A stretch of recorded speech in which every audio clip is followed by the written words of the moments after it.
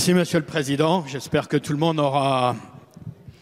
On pourra vous transmettre le texte écrit du discours de Pierre Dharréville, parce que je pense que ça mérite de le relire.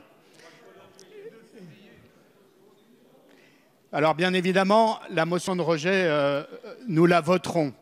Nous la voterons parce que ça fait 30 ans de conversion de notre économie et des politiques de ce pays au libéralisme.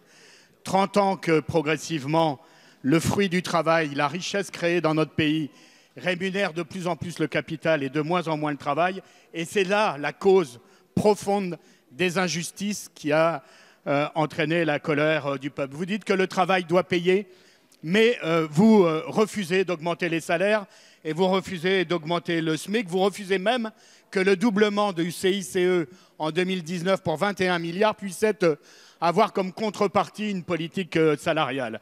Alors Éric Woerth, pour les Républicains, tout à l'heure, a félicité la majorité En Marche de ne pas augmenter le SMIC. Il y a là une belle convergence des droites sur le dos des Gilets jaunes et de leurs revendications, comme il y avait déjà eu une convergence des droites lundi soir pour qu'on ne puisse pas voter dans l'hémicycle sur l'ISF, ce qui aurait permis à tous les Français, et aux Gilets jaunes en particulier, de voir député par député, nom par nom, qui est pour le rétablissement de l'impôt sur la fortune et qui est contre son rétablissement. Ça aurait été un bel effort de transparence pour les Français.